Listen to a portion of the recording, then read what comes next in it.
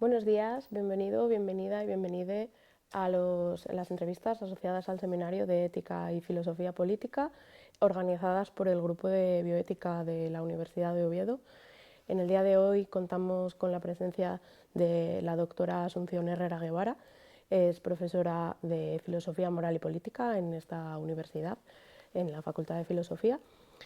Y bueno, es autora de diversas publicaciones, artículos académicos, entre ellos destacar su primer libro, La ética en la espiral de la modernidad, del año 2000, La historia perdida de Kierkegaard y Adorno, en el año 2005, el libro de Ilustrados o bárbaros, en el 2014, La conspiración de la ignorancia, del año 2018, y bueno, hoy viene a presentar el libro Más que posthumano, transhumano, editado por Tecnos en diciembre del 2024. Buenos días, Asunción.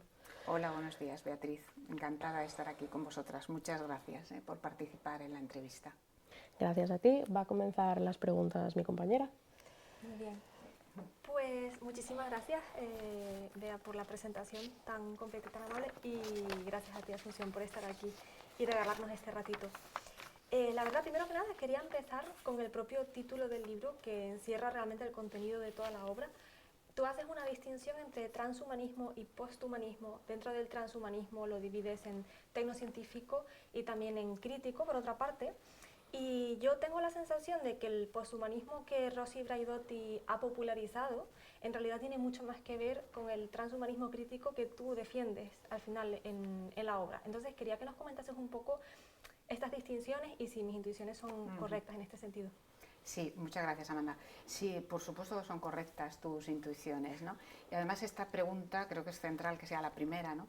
Porque todo el libro, como bien has dicho, pues toda la obra pivota sobre tener claro a qué nos estamos refiriendo, a qué nos estamos refiriendo cuando hablamos de transhumanismo y a qué nos estamos refiriendo cuando hablamos de poshumanismo, porque hay mucho en la literatura filosófica escritos sobre ambos conceptos, pero muchas veces parece que se fusionan, no que se fusionan, sino que un autor los utiliza de una manera, otros autores de otra, la propia Braidotti, de la que ahora hablaré, ¿no? Entonces, una de mis intenciones cuando escribí esta obra era precisamente aclarar la terminología, ¿no?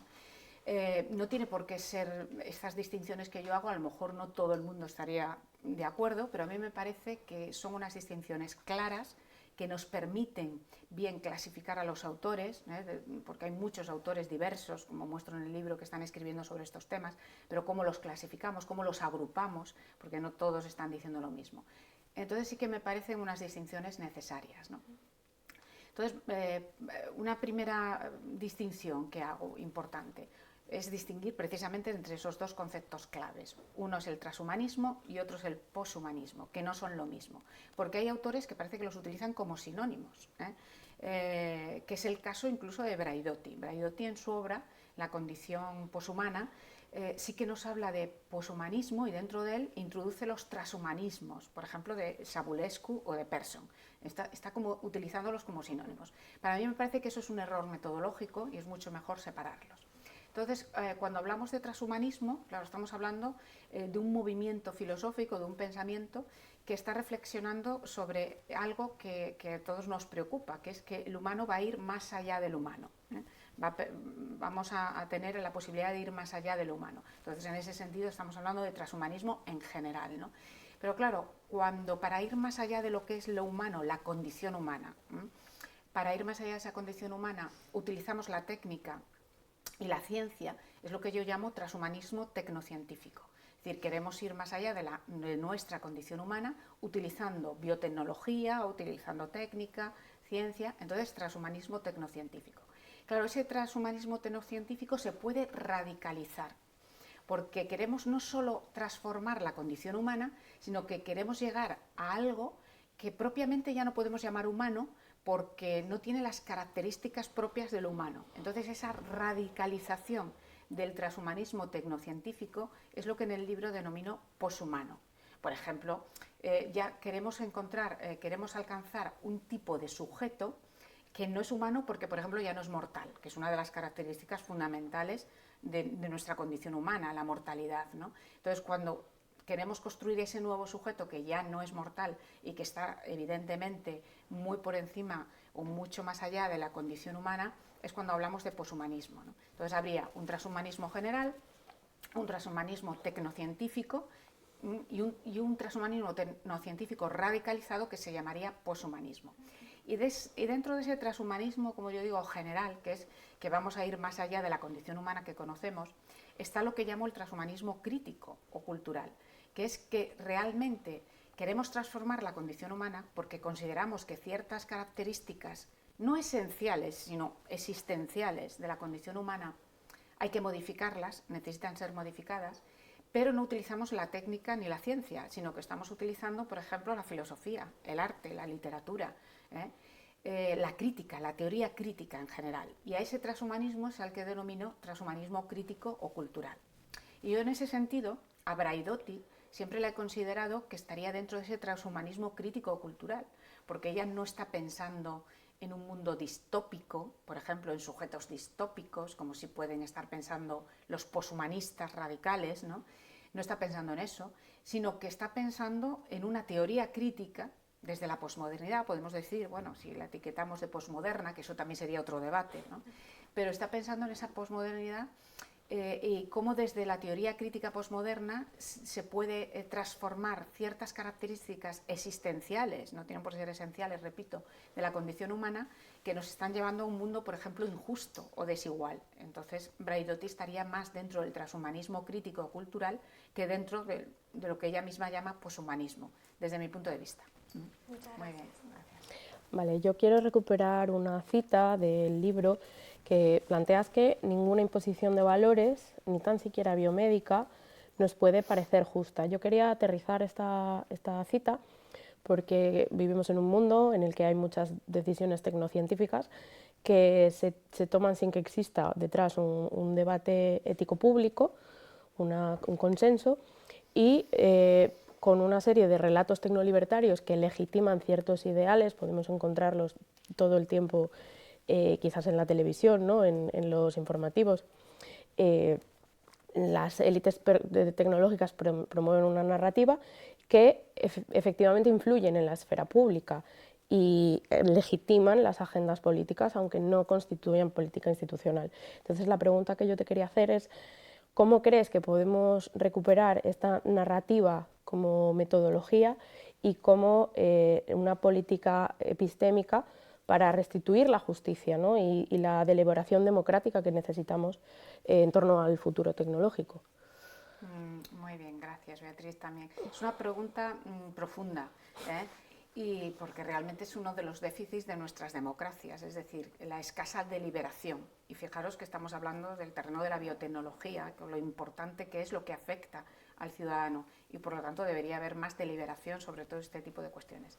Pero es una pregunta profunda porque para responderla bien tal vez me debería remontar a nuestra propia tradición política, ¿no? Es decir, nosotros en nuestras teorías de la democracia somos herederos de dos grandes, digamos, líneas o dos grandes tradiciones políticas, la liberal y la republicana, ¿no? Es decir, tenemos democracias liberales, pero eso no quiere decir que muchos de los elementos de lo que es el republicanismo político no aparezcan también en nuestras democracias, ¿no? Pero en la democracia liberal, un punto central que tiene es la representación política.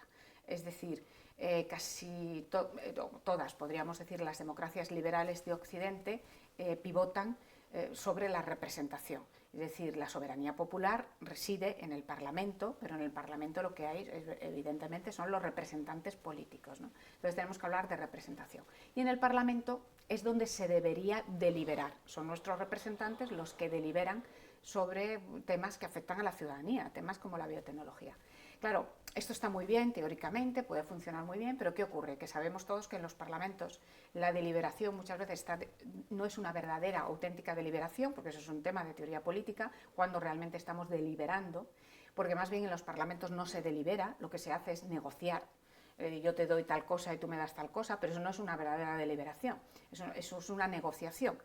Entonces no se delibera realmente. Hay una escasez ya, una falta de deliberación en el propio Parlamento y por parte de nuestros representantes. Claro, el republicanismo político, que es la otra cara de nuestra tradición política, aboga porque la ciudadanía también debe deliberar, en asambleas, en otro tipo de espacios, que no sea solo el Parlamento. En casi todas las democracias occidentales estamos bastante lejos de esta deliberación, ¿no? Bueno, podemos pensar en países como Suiza, donde sí que hay una deliberación ciudadana, donde los ciudadanos se reúnen en asambleas y deliberan antes de tomar decisiones el poder legislativo, antes de tomar esas decisiones. En el Parlamento pues hay una deliberación previa por parte de la ciudadanía, pero en general en las democracias occidentales no existe esa deliberación. Entonces, claro, cuando estamos hablando de temas tan importantes como es la tecnología y las biotecnologías, porque afectan a muchísimos aspectos y ámbitos de la ciudadanía, les va a afectar a su calidad de vida, les va a afectar a su salud, a su educación, a temas relacionados con la igualdad, con la libertad, afecta muchísimo. Es muy grave que no exista esta deliberación, es bastante grave, ¿no? Claro, los críticos con el modelo deliberativista lo que suelen decir es que los ciudadanos no están bien informados, no saben cómo deliberar. Bueno, oiga, pues informe a los ciudadanos, ponga los medios para que haya una educación de la ciudadanía. Si nosotros educamos a la ciudadanía y les damos el conocimiento necesario y tenemos una ciudadanía informada, estos ciudadanos pueden perfectamente deliberar, no tienen por qué deliberar peor que sus representantes políticos, pueden deliberar en otro nivel, pero pueden deliberar. Entonces eso es una, digamos, excusa de todas las democracias liberales que me parece que hay que arrinconar y desechar. Es decir, se puede educar, tal. Se tienen que dar unas condiciones determinadas, lo que en filosofía política y moral llamamos condiciones epistémicas, para que tengamos una buena deliberación de la ciudadanía, que estén bien informados, que tengan conocimiento del tema, que vayan a la deliberación asumiendo que tienen que ser veraces, es decir, que no pueden mentir. El que está deliberando no puede mentir, no puede utilizar la retórica en el sentido de intentar manipular al otro, que tenemos que ir a la deliberación también con un sentido, digamos, de justicia, incluso estar dispuestos a cambiar nuestras preferencias endógenas. Nosotros tenemos unas preferencias, por ejemplo, en un tema biotecnológico, podemos estar de acuerdo o no, pues conseguir un proyecto determinado, una mejora, por ejemplo, imaginemos que pudiéramos alcanzar con un proyecto biotecnológico la mejora positiva de ver como los gatos en la oscuridad. Imaginemos esto, ¿no? Pues, y hubiese un debate. Podemos ir a ese debate con la idea de que sí, lo que se puede hacer técnicamente hay que hacerlo. Entonces es importante que podamos ver en la oscuridad y que ese proyecto biotecnológico siga adelante. Pero tenemos que ir al debate convencidos de que nos pueden dar otros argumentos que nos pueden hacer cambiar nuestra preferencia endógena. Eso es muy importante para todos estos temas, que estemos convencidos de todo esto. Esto es cultura deliberativa, que no se da en nuestras democracias actuales, pero debería darse. Yo siempre, la deliberación debe ser un mecanismo más, un método más dentro de la democracia liberal, no solo la representación política, sino la deliberación, ¿no? Siempre pongo como ejemplo de buena deliberación una película, bueno, que es una obra de teatro, pero que luego se hizo una película, que es 12 hombres sin piedad. En esa película, en esa obra de teatro, es un ejemplo de la buena deliberación. Un jurado que se reúne, 12 hombres, a deliberar para el veredicto, ¿no?, en un juicio, y solo uno vea inocente al que están juzgando, al individuo que están juzgando, los demás lo ven culpable. Pues ese uno, deliberando con todos los demás, va a convencerlos y va a conseguir que cambien su decisión, ¿no? Eso es un ejemplo. La película es magistral y la novela la obra de teatro también, ¿no? Bien, entonces esto es importante, la educación de la ciudadanía. Por tanto, la deliberación tiene que jugar mayor peso para todo este tipo de cuestiones. Muy bien, gracias. Pues aprovecho que has mencionado ahora una obra de teatro, una película, para profundizar, si te apetece, en alguna de las referencias literarias que aparecen en la obra. Es un recurso que sueles utilizar en tus libros en general, en tus artículos. Hay, sobre todo literatura, también alguna referencia de cine.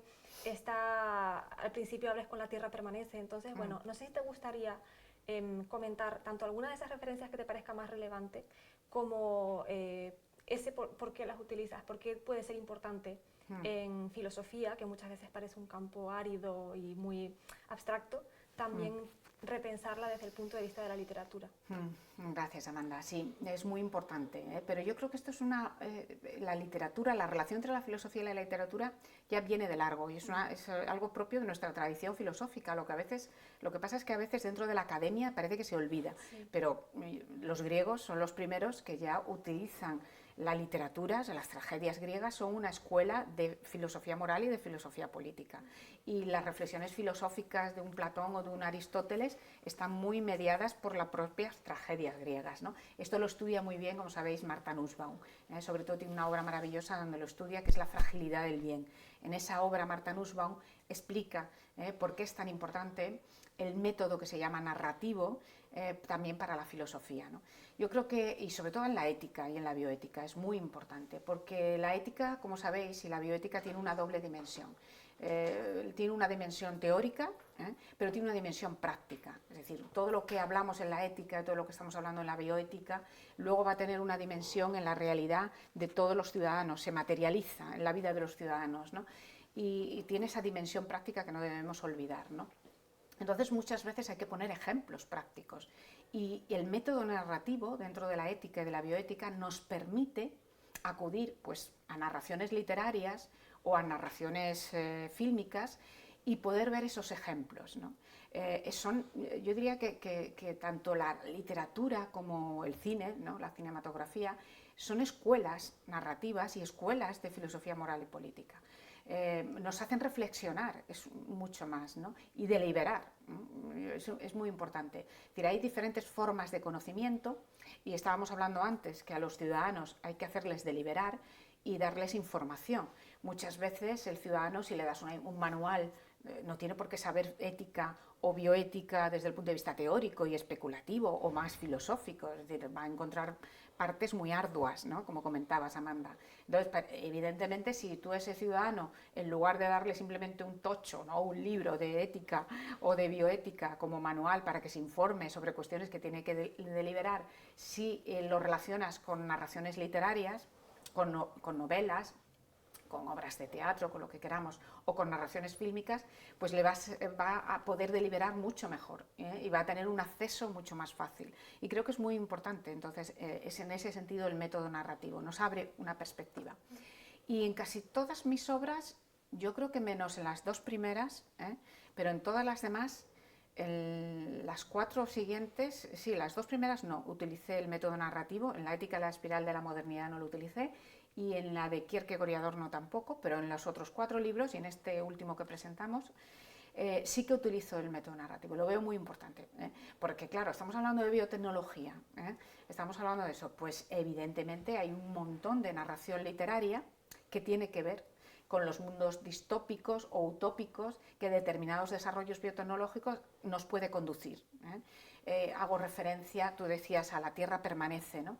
¿Por qué? Bueno, La Tierra permanece, es un tema muy interesante, ¿no? Yo creo que para bajar los humos a los humanos nos vale mucho esta novela, ¿no? Porque lo que da a entender, como el título dice, La Tierra permanece, es que los humanos vamos a ir y venir por el planeta, pero la Tierra siempre va a permanecer, ¿no? Porque, bueno, no quiero ir descubriendo lo que dice la novela, pero, entre otras cosas, la tesis es, hay una pandemia, que recuerda mucho a lo del COVID-19, hay una pandemia en la que mueren prácticamente todos los seres humanos, entonces, bueno, lo que tienen que hacer los pocos supervivientes que quedan en esa Tierra, ¿no? Que es muy interesante. Fíjate, muchas veces estas obras literarias, lo curioso es que se escribieron en los años 40 del siglo XX y estaban vaticinando mundos posibles por el desarrollo científico y tecnológico, que esto es lo interesante, mundos distópicos, ¿no? Entonces, bueno, yo creo que el ciudadano deliberar sobre estas cuestiones es fundamental. Hablo también de novelas actuales como Clara y el Sol, de Ishiguro, ¿no? El premio Nobel, que es de la robótica. Entonces estamos hablando tanto de inteligencia artificial y el tema de los robots, ¿qué tipo de robot tendremos? Contrapongo un poco 2 novelas de robótica, una que es la de Philip K. Dick, que es Sueñan los androides con ovejas eléctricas, que luego se hizo una maravillosa película, la de Blade Runner, pero el contrapunto de esas, ahí aparecen unos androides, ¿no? Un tipo de androide, asesino casi, que se rebela contra los humanos, y la contrapongo un poco a la de Clara y el Sol, que es otro tipo de robot, que es un robot absolutamente empático y que solo quiere ayudar a los humanos, un poco en contraste. Pero bueno, en estas novelas se van viendo los problemas que determinados desarrollos biotecnológicos pueden traernos a la humanidad, ¿no? Entonces son muy interesantes. Luego hay otro también, hago otra referencia, pero esto es una película, Un amigo para Frank, que es una película norteamericana de hace poco, no me acuerdo el año, creo que es del 2015, me parece que es. Entonces en esa novela hay un robot que se utiliza la tecnología pues para ayudar, por ejemplo, con el tema de la vejez, ¿no? A la tercera edad. Entonces también es un tema muy interesante, pero que sirven mucho estas obras literarias para todo lo que estamos hablando de deliberar sobre estos temas. Gracias. Bueno, yo quería relacionar también este libro que presentamos aquí hoy con tu anterior libro, con La conspiración de la ignorancia. Entonces, tú en Más que transhumano, posthumano, lo que propones es una crítica a las promesas tecnosalvadoras, a este tecnooptimismo exacerbado, y lo propones desde una ética situada y encarnada, ¿no? Entonces, esta ética que tú propones atiende al lugar, atiende al cuerpo y son coordenadas fundamentales para ti para construir una reflexión moral.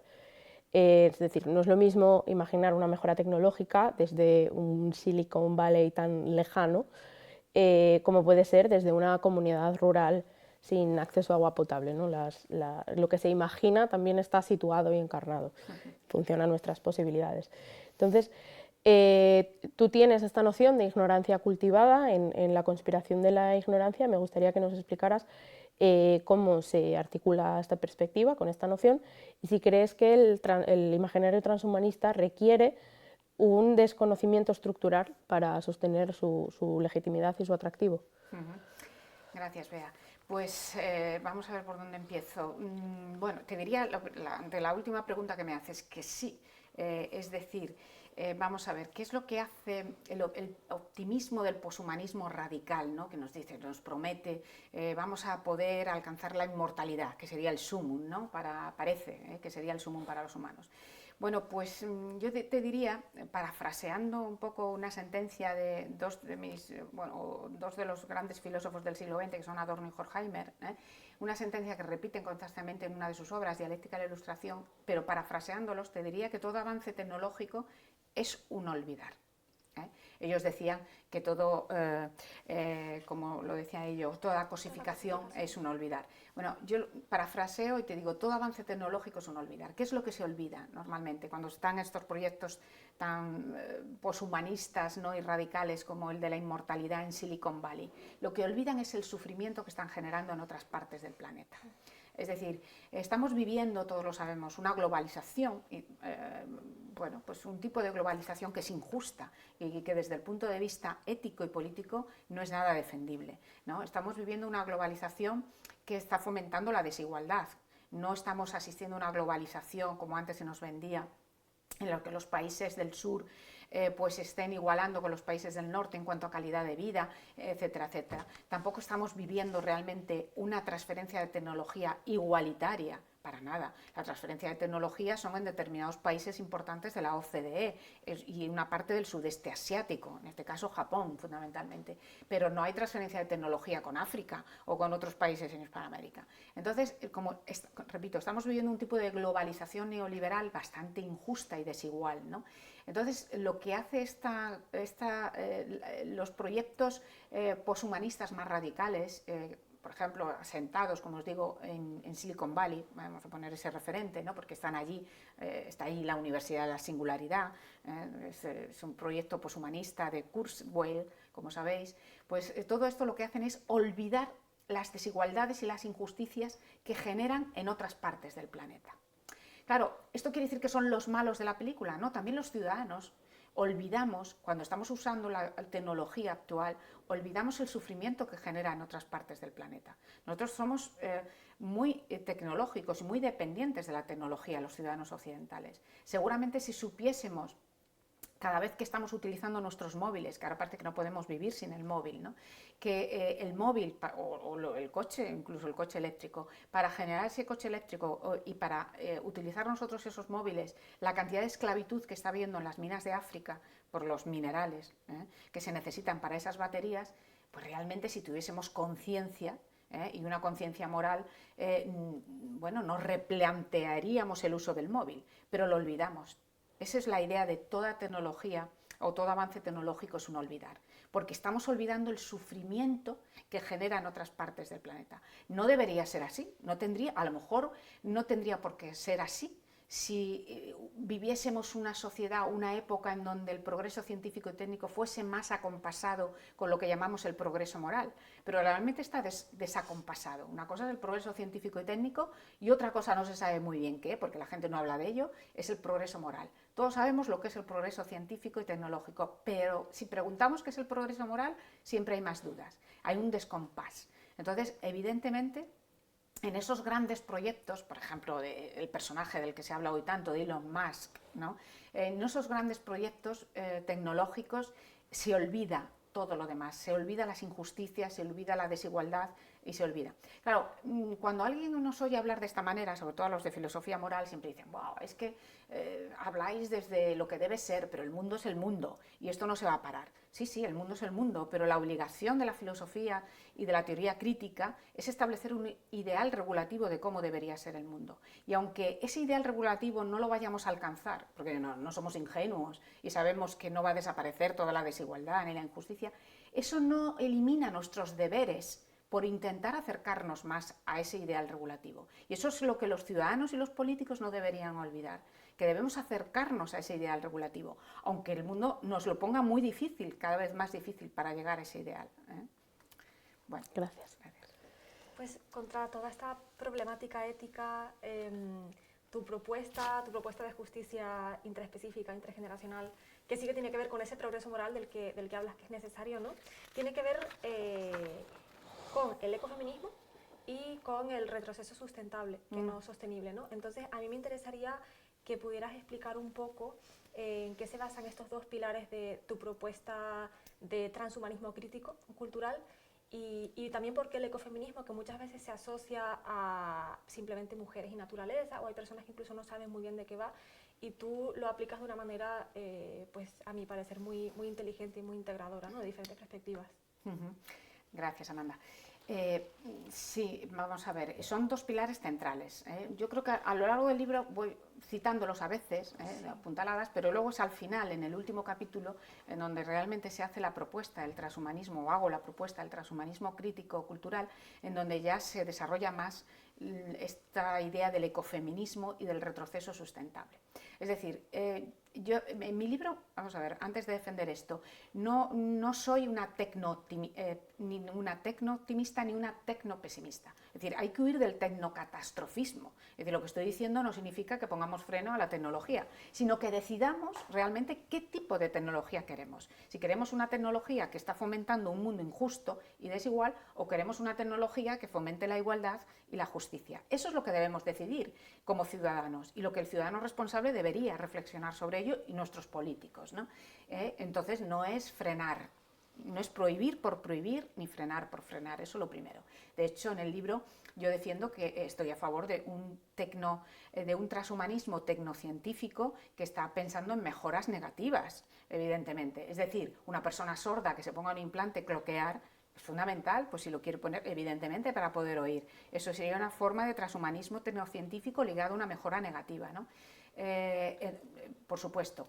Pero también es muy importante, como os decía antes, que queramos modificar y transformar cuestiones que están ligadas a nuestra identidad humana, a nuestro paradigma humano, pero que provocan injusticias o desigualdades. Y eso solo podemos hacerlo desde el transhumanismo crítico y cultural, modificando el paradigma que hemos asumido. Es decir, me explico. Nuestras sociedades, ¿qué paradigmas han asumido para tener el mundo que tenemos? Dos fundamentales. Voy a poner dos como esenciales. Lo que llamamos el antropocentrismo, es decir, nosotros somos la especie superior y dominamos el planeta, y el androcentrismo. Mejor androcentrismo que patriarcado, porque el término patriarcado trae muchos problemas. Es decir, la preponderancia y el poder del varón sobre la mujer en la especie humana, ¿no? Esos son los dos grandes paradigmas. que han funcionado desde que el hombre es hombre y está, digamos, en el planeta Tierra, ¿no? Entonces, claro, esos dos paradigmas nos han hecho un mundo, es decir, no todo es negativo en el mundo en el que vivimos, pero evidentemente este mundo puede ser mucho mejor desde el punto de vista de la igualdad y de la justicia. Entonces, si esos paradigmas no nos han conducido realmente todavía a un mundo justo e igualitario como deseamos, no solo con la especie humana, entre mujeres y varones, sino también con el resto de la naturaleza y de los animales no humanos, tendremos que empezar a pensar en cambiar esos paradigmas. No podemos quedarnos anclados en el antropocentrismo. Yo soy la especie humana más importante y todo lo demás son recursos, lo que hay en el planeta, y puedo hacer lo que me dé la gana con ellos, instrumentalizarlos, etcétera, etcétera. Y además el varón, yo soy el varón y tengo el poder y puedo también esclavizar al resto del género humano, en este caso las mujeres, ¿no? Entonces hay que modificar esos paradigmas.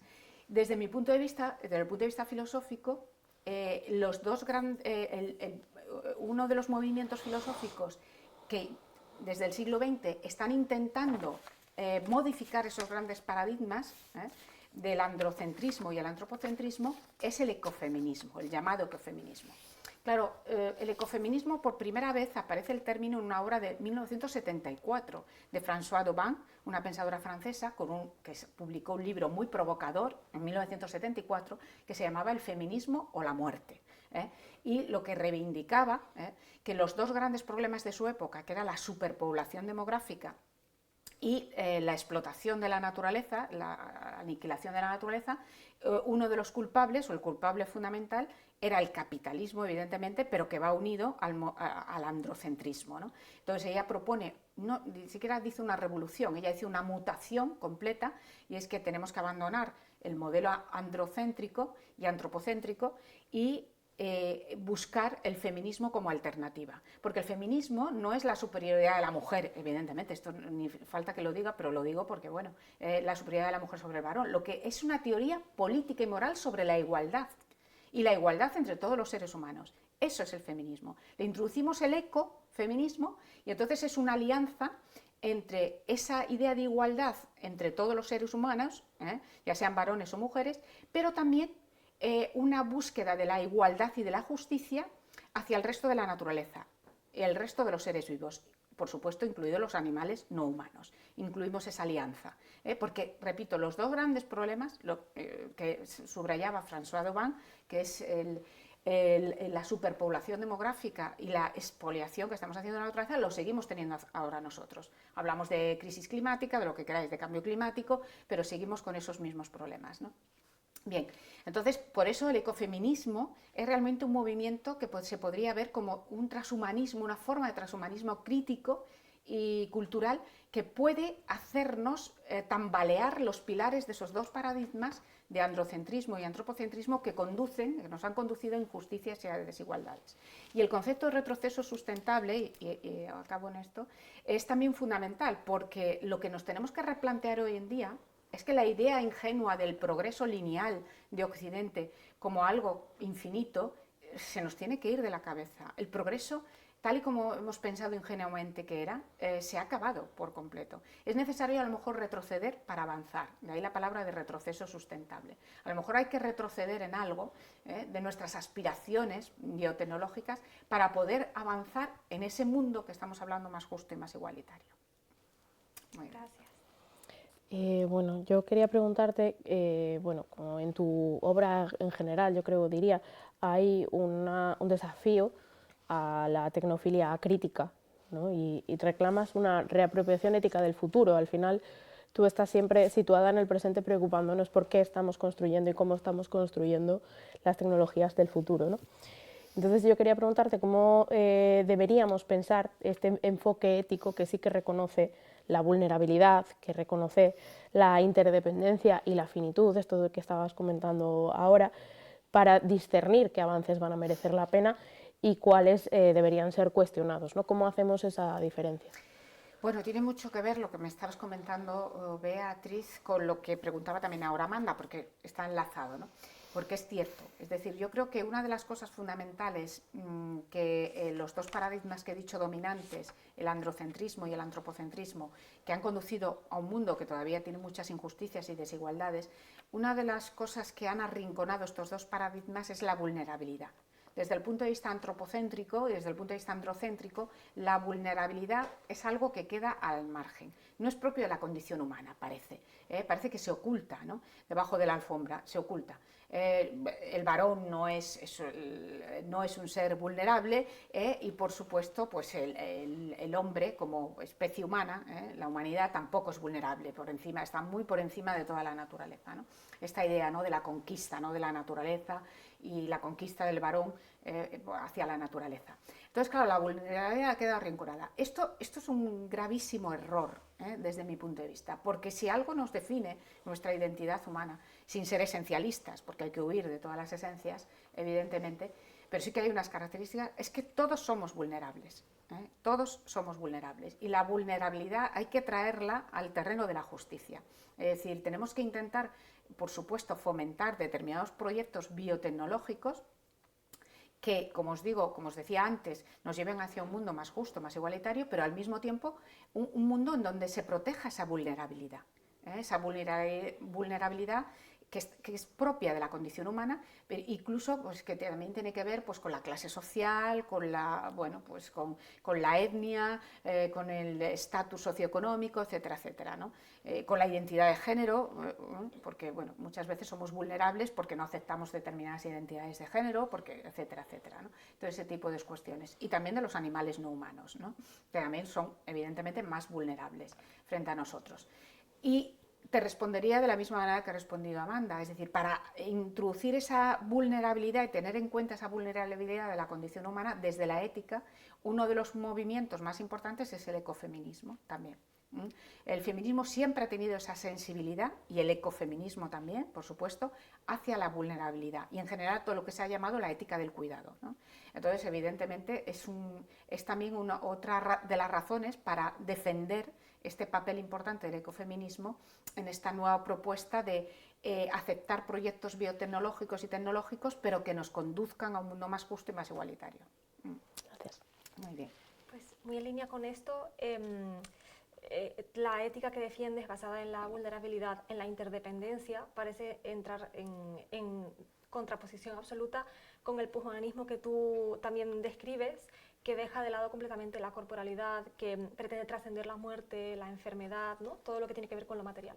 Entonces, en este sentido, ¿cómo se puede desafiar desde la ética que propones? Ya decía, basada en ecofeminismo, vulnerabilidad, interdependencia, esta otra corriente que también tiene mucha fuerza de este poshumanismo utópico o distópico. Sí, es que es difícil, ¿no?, luchar contra ese poshumanismo radical, porque es como muy atractivo los mensajes que lanza para la ciudadanía. Y yo creo que la única forma que podemos a lo mejor frenarlo es a través de lo que hablábamos al principio de la entrevista, con la educación de la ciudadanía. Es decir, lo que no se nos pueden vender, hablando coloquialmente, son quimeras. Es decir, ¿qué significa esto de alcanzar la inmortalidad? ¿A dónde nos puede conducir esto, ¿no? Además, con el problema de superpoblación, que imaginémonos que fuera posible o tal, ¿no? ¿Qué significa la interfaz que están buscando cierta industria, ¿no?, biotecnológica, la interfaz cerebro-máquina? ¿Qué es lo que significa realmente? ¿Qué es lo que supone? ¿De libertad o de menos libertad? Y todo esto, es decir, todo esto, para frenarlo, es solo frenarlo en el sentido si llegamos a la conclusión que es algo negativo. No estoy partiendo de un no rotundo a priori, pero la única forma es deliberarlo, lo que hablábamos antes, y que realmente la ciudadanía tenga toda la información posible a su alcance. No simplemente este tipo de eslogans, ¿no?, o de falsas quimeras de no, es que vamos a poder ser inmortales o a vencer todas las enfermedades, vamos a vencer la vulnerabilidad. Entonces, como realmente estamos muy alejados de esto, y a lo mejor si esto se alcanzase solo sería para una casta, también hay que pensar en esto, es decir, quién va a financiar estos proyectos, quiénes van a poder acceder a esos proyectos, si va a haber realmente castas según las personas que han podido acceder a ellos y otros no, etcétera, etcétera, todo este tipo de cosas. Entonces, la mejor receta para frenar las falsas quimeras es la educación de la ciudadanía.